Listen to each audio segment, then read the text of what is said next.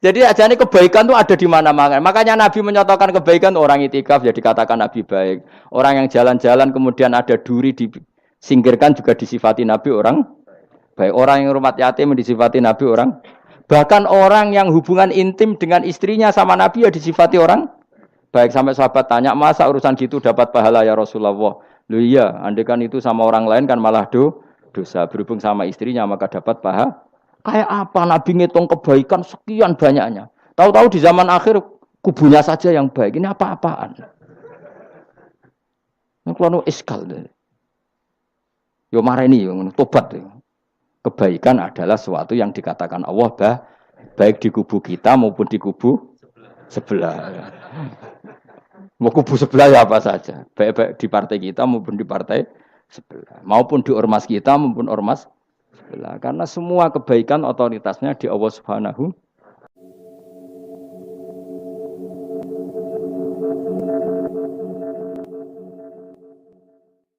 Bismillahirrahmanirrahim. Makanya kita ini harus ngaji. Dulu itu biasa ulama gejol-gejolkan perkara madzhab kayak yang saya contohkan tadi. Orang yang membatalkan puasa lewat jima itu kan sanksinya berat. Sanksi ini karena jima, apa karena hadku hormati Ramadan biwiri usrin syar'iyyin, merusak kehormatan Ramadan tanpa uzur syara'. Cara Imam Malik karena merusak Ramadan tanpa uzur syara' sehingga gak jima pun hukumnya sama. Yaitu misalnya makan tanpa uzur, ya hukumnya sama. Kenapa sama? Jima istri hukumnya apa? Halal apa haram? Halal. Makan? Halal. Maka kalau itu kamu lakukan fina hari Ramadan, siang-siang Ramadan tanpa uzur syara, maka sanksinya sama-sama berat karena dianggap melecehkan kehormatan Ramadan. Cara Imam Syafi'i enggak, jima sama makan mulai dulu beda. Kamu makan wajib mandi enggak? Enggak. Kalau jima wajib. Kan beda. Ya beda itu tidak sama. Ya sudah, Imam Syafi'i memberi sanksi berat untuk jima, untuk makan tidak. Wong padha pintere kan yo penak. Penak kan? Sing ora penak iku padha gobloke, padha sok pintere. Lah iku debate ra barbar iku. Padha gobloke, nak debat padha sok pintere. Wis naudzubillah min dzalik. Kulo nek debate wong malah kudu guyu. Malah melok goblok, ngrungokno tok malah melok goblok.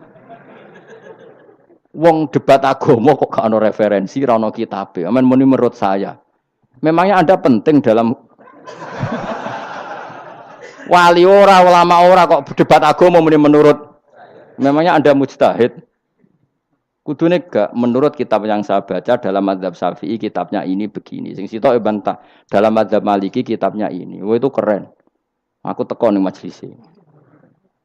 Debat menurut saya, emangnya Anda siapa? Nabi ndak, wali ndak, ulama ndak? Kok mau agama menurut Anda?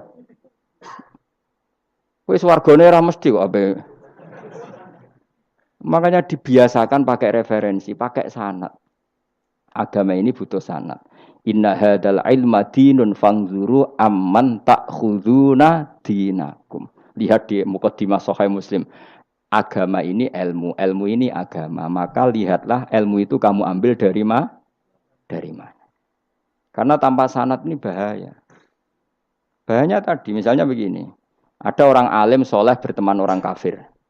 Atau berteman orang fasik. Atau berteman perempuan cantik. Dia alim loh, alim soleh saya ulang lagi. Ada orang alim soleh berteman perempuan cantik. Atau orang fasik atau orang kafir. Pasti di hatinya satu. Wong ayu nak dikancani wong fasik, engkau malah melakukan hal-hal yang tidak terpuji. Nak dikancani wong alim, syaratnya soleh, saya ulang lagi, dibina, dijak ngaji, diarahkan yang benar, terus dinikahkan sama orang soleh. Ternyata pertemanannya hanya proses ngantar wong ayu tadi baik dan bernikah sama orang soleh. Berteman orang kafir ya dia mengajarkan hujah-hujah argumentasi Islam. Jika suatu saat berharap menjadi Islam. Tapi orang liberal melihat itu bukti bahwa agama itu bebas. Wong alim nyatane kancanan wong ayu, wong kafir, gak masalah. Itu pilihan mbahmu. Ini beda, sama-sama cara zahir kancanan orang fasik, tapi asal orang soleh itu motifnya itu beda. Saya misalnya orang kaya, ada ulama kaya, itu senengannya blonjo, sampai bojone itu marah-marah. Saking parahnya ulama ini, kebetulan keluarga saya, ini anaknya mulai itu anaknya kon golek utangan. Padahal nilai anaknya pertama berangkat dari rumah itu bawa uang, mau ngirimi anaknya di sarang. Itu orang Jawa Timur, kiai alim. Roh bakul kacang ning bis gak mentolo ditukoni. Roh bakul mainan sakake wong tuwek Pak Dun ditukoni. Walhasil tok sarangku duwe entek. Tapi nggawa mainan, nggawa kacang putu-putu. Sakake jare. Sama-sama belanja. Dekne niate nyebar rahmate Allah. Loh, saya pernah ngalami itu meskipun di ada skala yang ekstrim itu. Saya sampai sekarang anak saya mulai TK, SD tak sangoni terus. Kadang beli jajan yang dia sama sekali gak doyan. Dulu ibunya yang marah sebelum ora dipangan kok dituku Gus. Ya masih ora dipangan bakule tetap seneng. Butuhe bakule iku payu ora kok dipangan ta ora. Tapi utek-utek medhit ngene kan pikirannya kan. Nek ora dipangan aja tuku ya sakake bakule ndonga supaya laris. Lah duit 5.000 bagi kita kan ndak penting wis bentek. Ben manfaati bakul-bakul. Karena orang kadang dikasih itu malu loh karena ndak diharga diri. Tapi kalau lewat jual beli kan senang. Ya banyak ulama yang gitu. Boros tapi niatnya menyebar roh. Asal orang soleh itu baik-baik saja. Orang soleh melete. Wah duitku akeh ke tenang wae. Cara dohir melete. Ternyata ngenakno sing dikai ben ora perasaan. Nah misalnya wong soleh terus sopan. Duitku pas-pasan tak pangan sesuk wae ora ono. Sing dikai ya sungkan le dul-dul. Maka wong soleh kudu melete ben sing dikai ora sungkan.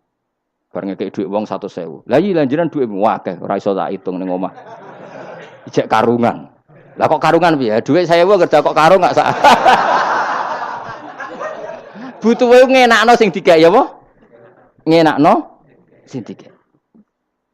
Asal wong soleh, dekne ngomong gitu itu niatnya juga soleh. Tapi nak wong ra soleh pancen melete tenan. Bolak-balik wong ra soleh iku masalah. Makanya kancani wong soleh. Mergo wong soleh itu orang yang luar biasa. Kanjeng Nabi ku nak dahar sering ning jaba. Ya biasa. Ketok wong akeh. Karena Nabi gak ada kepentingan beliau jadi Nabi setelah Nabi Isa alaihi salam yang saking sakralnya, saking priainya malah kebablasan dianggap sebagai anak Tuhan. Maka Nabi ngetokno kemanusiaan. Bahkan kalau dahar itu sering di luar. Gue ngetokno nak Nabi itu dah harus sebagai umumnya kayak apa orang soleh. Lho kula nate berusaha khusyuk iku meneng. Malah ngipi kuwi elek. Mergo aku ora meneng wae wibawa, nak meneng malah buyute wibawa. Akhire wong ra wani takok agama. Nak ana ora takok agama terus takok wong liya, takok rugi malah ra karu-karuan. Tapi baru kayak aku sering guyon gejlokan orang berani tanya. Baru kayak berani tanya, ilmu dikembalikan pada ahlinya. Jadi wong soleh ku ngomong terus yo barokah saenake yo barokah asal dekne soleh alim barokah terus. Tapi nak wong ra soleh goblok e mbok meneng ben wibawa. Nak ibadah anggap wali terus akeh sing sowan innalillahi wa inna ilaihi rajiun. Aneh-aneh wae. Modus yo jenenge apa? Lho iya kayak kasus di Probolinggo andai kan wong ra jubah niku ora ono sing percaya. Dia dipercaya karena modus apa? Kesalian. Umpama ndekne nganggo kathok seprapat terus pahpoh ning pasar, ayo aku bisa gadakan uang, percaya to ora? Baru kayak jubahan ibu-ibu soleh. Maka sarana kesalehan ini kalau di mata orang enggak soleh, di tangan orang enggak soleh itu bahaya. Makanya kata ulama, kata Imam Haromen, kowe ora alim, urip biasa wae. Aja sampai kowe terlalu khusyuk terus nak ngomong dindel, padahal keliru ngomongmu iku. Mergo anti ilmu. Wes bener kok sampean ini bener. Ora alim sepeda motor ya sampai dangak-dangak terus sampai rokokan itu wis bener. Kayak nek bebo khusuk malah bahaya. Dikira ahlul ilmi jebule gloyor napa. Mulane kan apa melete tak anggap pinter ini. Menutupi apa. Wis pokoke terusno dhewe. Jadi itu ada aturannya. Pokoknya yang penting itu soleh alim. Makanya saya berkali-kali cerita. Saya punya sanad sampai Sufyan bin Uyainah itu termasuk gurunya Imam Syafi'i. Ya gurunya Imam Syafi'i itu yang paling masyhur itu Muslim bin Khalid Az-Zanji ketika kecil. Beliau diajari sufi oleh Sufyan bin Uyainah. Kemudian ngaji hadis sama Imam Malik. Cuma di Indonesia yang terkenal beliau hanya muridnya siapa? Imam Malik. Sebenarnya dia ngaji lama itu malah sama Sufyan bin Uyainah. Sufyan bin Uyainah ini yang punya riwayat bahwa Nabi Isa dan Nabi Yahya pernah bertemu. Ketika bertemu di satu kampung, sing Nabi Isa tanya, "Aina sirarun nas?" Lalu rumahnya orang-orang fasik di mana? Sing Nabi Yahya selalu tanya, "Aina khiyarun nas?" Lalu rumahnya orang-orang baik di mana? Ini sama-sama Nabi dan sama-sama muda. Kita tahu Nabi Isa juga wa atainaul hukma napa? Sobia. Nabi Yahya ya Yahya khudil kitab bi quwwah wa atainaul hukma sobia. Nabi Yahya juga mulai cilik alim. Nabi Isa juga mulai cilik alim. Wa yukallimun nasa fil mahdi wa kahla. Ini sama-sama orang alim mulai kecil hanya dua itu, Yahya dan siapa? Isa. Itu sezaman. Saya ulang lagi sezaman. Sama-sama anaknya orang keren. Yahya bin Zakaria, anaknya Nabi. Isa bin Maryam adalah wali besar. Nasabnya. Akhirnya Nabi Isa yang mulai tanya, lima ada tas'al, aina khiyarun nas. Kenapa kamu tanya rumahnya orang-orang baik di mana? Kata Nabi Yahya, kumpul orang soleh itu enak, nyaman. Ya kan nyaman kan kumpul orang soleh, tidak ada narkoba, tidak ada kegaduhan, tidak ada berisik. Terus gantian Nabi Yahya tanya, lima ada tas'al, aina shirarun nas. Lalu kenapa Anda tanya di mana rumahnya orang-orang buruk? Terus kata Nabi Isa, anan Nabi, saya ini Nabi, biman zilatit tobib. Ibarat dokter udawil marto, maka saya mengobati yang sakit.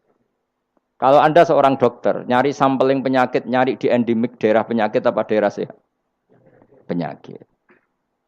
Ya tapi kalau kamu takut ketularan, nyari daerah sehat apa daerah berpenyakit? Itu sama-sama madhab dalam ilmu. Dulu itu ya biasa, perbedaan seperti itu biasa saja. Karena semuanya karena ilmu. Sekarang enggak, kubu sebelah yang ngotot, kubu sebelah ya dalile pokoknya. Mana ada ilmu dalile pokoknya? Pokoknya kunut itu gini. Kalau tidak kunut gini. Memangnya Imam Syafi'i lahir tahun berapa?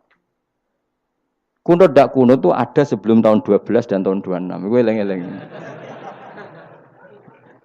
Nak di vulgar roh cari vulgar.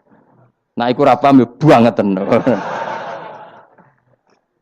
Maka orang-orang alim tahunya ya kunut dan tidak kunut itu al-khilaf baina madzhabi Syafi'i wa madzhabi Abi Hanifah. Sekarang tahu-tahu di zaman akhir jadi politik identitas. Kayak misalnya begini, tak contohkan lagi perdebatan. Pakai peci putih. Gus Naji itu putranya Mbah Mun, meyakini pakai peci putih sunat sehingga santrinya pakai peci putih. Mbah saya, Ki Hamid Pasuruan juga pakai peci putih. Santri Sedekiri semuanya pakai peci putih karena putih itu sunat ya sudah pakai peci putih. Tapi kalau Mbah Mun itu santrinya enggak boleh pakai peci putih. Haram kata beliau. Kata beliau, "Jong kajine wong desa-desa nganti adol Tegal, adol sawah. Mbok saingi ketu 5.000." Kata beliau. Nglarakno atine wong dosa apa haram? Dosa, Mbah. Lah ya iku dosa, mulane haram. Sehingga takannya akan santri sarang semua. Enggak ada santrinya Mbah Mun pakai peci putih, kecuali yang sudah kaji. Karena pikiran beliau itu menyakiti orang katanya. Karena kaji ini adol Tegal disaingi 5.000. Tapi Mbah Mun sebagai orang alim yang membiarkan pondoknya Gus Naji pakai peci putih. Mbah Naji juga membiarkan ketika pondoknya Mbah Mun pakai hitam. Makanya saya keterusan peci. Saya itu sudah kaji, tapi karena saya mulai dulu nggak pernah pakai peci putih terus keterusan sampai sekarang. Tapi suatu saat aku juga nganggukan kan, entah kapan suatu saat. Jadi aku sowan Nabi yo keturunan iri. Keterusan diharamno terus kebablasan ini. Itu logika ijtihad. Sama misalnya khasnya ulama itu pakai jubah, pakai apa? Ya sudah itu khasnya ulama. Terus kayak misalnya neng parkiran macak ngono. Alasannya anut ulama. Kira-kira menyinggung orang apa ndak kira-kira? Kowe kelakuanem cek ra karuan jubah sunah Rasul terus kene parang tritis delok wong macem-macem jubah. Kacau gak? Elek-eleki nasab apa enggak? Boy orang itu mikir, jadi karena ada selalu masalah ijtihadiyah. Abdullah bin Mas'ud dulu itu kalau sholat itu enggak pernah pakai baju resmi. Seringnya pakai sarung tok, kadang enggak pakai baju. Ketika ditanya, kamu ashabu Rasulillah, kenapa sholat dengan cara seperti itu? Terus beliau ngendikan, wong ben roh nak standar minimal sholat seperti ini. Kalau saya sholat selalu pakai pakaian sempurna, nanti dikira itu aturan fardu. Dan umat menjadi berat. Sampai seperti itu ulama menjaga konstitusi. Bahwa yang penting dalam sholat adalah satrul aurah. Zaman itu sudah sahabat dan tabi'in, karena Nabi sudah wafat, itu sudah pakai pakaian lengkap. Tapi Abdul bin Mas'ud tiap sholat di masjid, dia menunjukkan pakaian paling tidak lengkap. Jadi pernah beliau sholat itu hanya pakai sarung, terus diikatkan di lehernya. Ketika ditanya, Dulu kita dengan Nabi pernah sholat seperti ini. Akhirnya ulama menjadi tahu nak ngono sholat paling pokok itu nutupi mabena surah war rukbah. Andai kan tidak ada cerita Abdul bin Mas'ud mungkin dikira sholat syarat sahnya ya seperti itu. Maksudnya pakai jubah terus, pakai pakaian begitu terus. Barokahnya Abdul bin Mas'ud orang tahu standar minimal. Jadi kalau ulama itu motifnya seperti itu. Rasulullah kira-kira senang qiyamul lail apa enggak? Senang. Tapi beliau qiyamul lail di masjid hari keempat, hari kelima sudah tidak keluar ke masjid. Karena Nabi kalau selalu melakukan nanti dikira dikira. Tapi kalau enggak melakukan nanti orang enggak qiyamul lail. Maka Nabi pernah melakukan ya pernah tidak. Ya sudah itu konstitusi dalam tradisi ulama. Jelas ya. Saya sholat di pondok saya sendiri sering jadi makmum. Karena semua kiai sudah jadi imam. Nanti dikira syarat sahnya imam itu kiai. Repot. Makanya saya tunjukkan kiai juga boleh jadi makmum. Andai kan semua kiai jadi makmum, saya nanti jadi imam. Ya semua ulama mulai dulu tradisinya gitu. Karena yang dikatakan fardu kifayah itu kalau sudah ada yang melakukan, yang lain tidak usah. Biar seimbang. Sekarang enggak do geruduk kabeh. Makanya terus kacau. Coba sekarang misalnya gini. Andai kan semua orang melakukan kebenaran kesunatan, yaitu misalnya semuanya ambisi iktikaf di masjid. Terus tidak ada orang melakukan kebenaran ngrumat yatim, ngrumat jenazah, ngrumat jalan-jalan raya. Kan kacau. Mergo semuanya satu variasi kebenaran iktikaf di masjid. Yatim sedang do mati, mergo do iktikaf kabeh. Tapi baru kaya ono sing iktikaf ning perapatan, nek ono wong tiba iso nulung, nek ono wong kesasar iso tako. Baru kaya wong sing iktikaf ning perapatan. Sayange terus bidung-bidung barang sayange. Sajane niat iktikaf ku sah. Nawaitul iktikaf linusrati thoriq. Niat ingsun iktikaf nulungi dalan ben nek ana wong butuh. Coba sekarang, orang yang kecelakaan, pertolongan emergensi orang yang iktikaf di jalan apa yang di masjid? Di jalan, barokahnya banyak itu tim SAR gratis. Umpama do niat soleh kabeh bumine pangeran, sah mbok iktikaf. Mulai sesuk gak apa-apa, iktikaf ning perapatan. Tapi buktikan kamu tidak berbuat macam atau tulisi relawan orang tersesat. Jadi ajane kebaikan itu ada di mana-mana. Makanya Nabi menyatakan kebaikan orang itikaf ya dikatakan Nabi baik. Orang yang jalan-jalan kemudian ada duri disingkirkan juga disifati Nabi orang baik. Orang yang rumah yatim disifati Nabi orang. Bahkan orang yang hubungan intim dengan istrinya sama Nabi ya disifati orang baik. Sampai sahabat tanya, masa urusan gitu dapat pahala ya Rasulullah? Loh iya, andai kan itu sama orang lain kan malah dosa. Berhubung sama istrinya maka dapat pahala. Kayak apa Nabi ngitung kebaikan sekian banyaknya. Tahu-tahu di zaman akhir kubunya saja yang baik. Ini apa-apaan? Ini kalau iskal. Yo mareni yo tobat yo. Kebaikan adalah sesuatu yang dikatakan Allah baik di kubu kita maupun di kubu sebelah. Mau kubu sebelah ya apa saja. Baik di partai kita maupun di partai sebelah. Maupun di ormas kita maupun ormas karena semua kebaikan otoritasnya di Allah Subhanahu. Ada nabi yang senengane ngurus wong fasik, Nabi Isa. Karena berpikiran nabi itu tabib, ya tabib itu yudawil mar untuk mengobati yang sah. Ada nabi kayak Nabi Yahya. Karena kalau orang kayak kamu tak suruh ngobati orang fasik, kira-kira katut ta sing fasik tobat. Cara rohin tak cul ngobati wong wayu, kira-kira sing katut sapa? Sing ayu dadi ngaji apa sing ngaji dadi. Ya ukur dhewe, nak ora kuat niru Nabi Yahya, nak kuat niru Nabi Isa. Tapi kowe ora nabi masalah. Ya sudah, yang penting roh ilmunya. Bahwa dulu itu biasa. Paham ya? Makanya Sayyidina Abu Bakar jadi wali karena akhlaknya baik. Tapi akhlak baik itu tidak cukup untuk melindungi Rasulullah. Karena ketika Nabi diteror, Abu Bakar tidak bisa berbuat banyak. Sehingga ketika Abu Bakar sudah Islam, Nabi itu masih sembunyi. Sampai ketika lihat Umar gelut di pasar Uqad, dia petarung yang menangan, Nabi berdoa, Allahumma aizal Islam bi Umar. Semoga orang seperti ini itu masuk Islam. Karena ini rapati butuh sopan, ini butuh petarung. Tenan, Umar masuk Islam. Masuk Islam hari pertama sudah Abu Jahal ditotok rumahnya. Kamu lo ganggu Rasulullah Muhammad tak bunuh kamu. Semua orang diparani. Akhirnya bersamaan dengan itu ada khitab fasda bima tu'mar. Akhirnya Nabi berani dakwah secara alaniatan. Barokahnya mantan preman. Jadi kebutuhan Islam banyak, butuh orang sopan, butuh petarung, butuh macam-macam. Butuh wong lomo, butuh wong fikih sabar iku sakeh, ora usah ditambahi niku. Karena jumlahnya sudah overload yang fikir itu rasa diproduk sudah masif lah, sudah. Jadi orang kok kalau gedeng fikir, maksudnya jumlahnya sudah banyak. Jadi itu kayak apa kearifan Rasulullah? Makanya Abu Bakar pertama jadi khalifah. Ketika beliau mau wafat, itu nunjuk Umar jadi khalifah. Coba.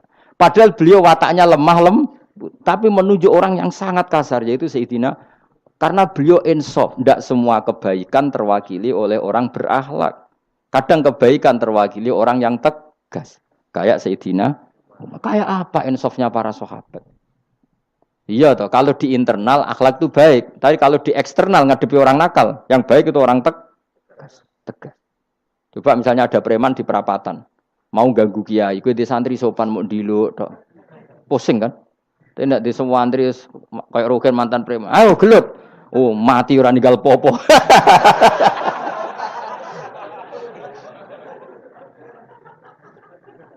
Itu kan keren, apa?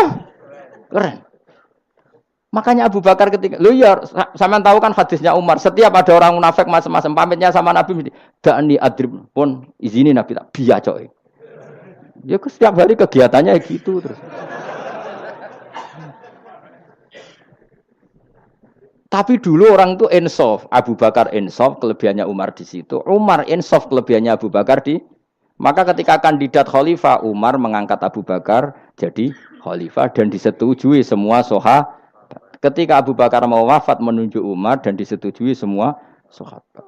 Orang kok Abu Bakar pepe wong alus, golek sing sejenis aku ndak. Karena dulu semua orang itu pakai insaf, pakai kesadaran sing super tinggi, tidak nuruti nafsu. Saya andekan ada orang alim sekelas saya kok mau ganti tafsir Jalalain, ganti Gus Fikih yang mendesak fikih. Terus dia alim enggak masalah ya. Salahnya dia alim keramat. Wah, dia ngerti nilai mahfud nak setingkat aku. Nak roh berarti hok. Karena dulu itu begitu, ulama dulu itu seperti itu. Biasa. Sekarang itu enggak. Orang itu kalau enggak kelompoknya enggak mesti salah. Abu Bakar itu raqiqul qalbi. Raqiqul hawashi, riqqatul qalbi. Tapi beliau justru menunjuk Sayyidina Umar karena dia tahu Islam itu musuhnya banyak, butuh orang tegas. Umar juga tahu bahwa di internal Islam itu butuh riqqatul qalbi sehingga beliau hormat sama Abu Bakar. Tak pimpin aku, wah, bubar kabeh. Tapi jari Abu Bakar, ning jobo aku tok wong mlete ora ana Umar. Sehingga dua beliau saling melengkapi dan itu luar biasa. Nah, khilafnya ulama kira-kira seperti itu. Yang peci putih ya silahkan gue iling-ilingan nak putih itu sunat. Tapi sing ireng, piye-piye kaji desa iku disaingi kedul 5.000 gak terima aja. Yakin deh, Bos. Nah, saya ini mulai kecil di sarang. Tapi mertua saya itu keluarga Pasuruan. Jadi saya lucunya saya kalau ngajar di Pasuruan pakai peci hitam. Sebagian santri separuh pakai peci hitam menghormati saya. Sebagian pakai putih menghormati kiainya. Jadi jadi saya lihat ini ya sepanjang sejarah kalau saya ngajar itu jadi warna-warni itu karena tadi saya kaget kok banyak yang pakai peci hitam. Menghormati jenengan yang putih masih banyak separuhan. Ya enggak ada yang merencanakan, ya alami saja. Nah, terus sampean bener di. Putih apa hitam? Putih apa hitam? Bebas. Karena tadi ini masalah nopo istihad. Pun kalau terus nang. Supaya sementing wau iman itu sesuatu yang absolut. Maka kita andaikan Allah tidak bikin surga neraka pun kita tetap sebagaimana kita mengatakan 1 tambah 1 2 dapat hadiah apa? Tidak dapat hadiah ya tetap mengatakan 2. 1 tambah 1 pasti 2. Subhanalladzi mawsuti dzat khalaqa kang gawe sapa ladi ala azwaja ing pira-pira pasangan ari asnafa tegese pira-pira pasangan kullaha sakabehane asnaf. Tak Allah gawe mimma sing perkara tumbitu kang nukulno. Nukulno apa bahasa Indonesia? Menumbuhkan apa al-ardu bumi minal hububi sanging pira-pira bebijian wa ghairi halan yana hubub. Wa min anfusihim lan Allah gawe jenis jejodohan sangka awak dhewe ne wong akeh. Jadi Allah bikin sesuatu itu berjodoh-jodoh, berpasang-pasangan. Termasuk manusia juga berpasang-pasangan. Minat zukuri sing pira-pira lanang wal inasilan pira-pira wedok wa mimalan sing perkara la ya lamun kang ora ngerti sapa wong akeh. Maksudnya zaman belum ditemukan listrik misalnya atau belum ditemukan apa saja yang zaman itu enggak ada. Allah ngendikannya gini, Maha suci zat yang bikin tetumbuhan, bikin hewan semuanya berpasang-pasangan, termasuk manusia juga berpasang-pasang. Dan Allah juga bikin berpasang-pasangan dari sesuatu yang sekarang belum dikenal di era itu. Jenenge wa mimma layak lamun. Ya era itu misalnya enggak ada listrik, tapi setelah ada listrik ya sama, ada plus ada minus. Jadi sama tetap polanya asal selain Allah itu pasti berpasang meskipun sesuatu itu sekarang belum dikenal. Kayak zaman dulu kan belum ada listrik, tapi setelah ditemukan listrik juga ada plus, ada minus. Itu jenis wa mimma layak lamun dan dari sesuatu yang kamu tidak tahu. Minal makhlukati sing pira-pira makhluk al ajibati kang gawakno al gharibati kang aneh utawa kang subhanallahi wa bihamdihi adada khalqihi wa ridha nafsihi wa zinata arsyihi wa midada kalimatihi subhanallahi wa bihamdihi adada khalqihi wa ridha nafsihi wa zinata arsyihi wa midada kalimatihi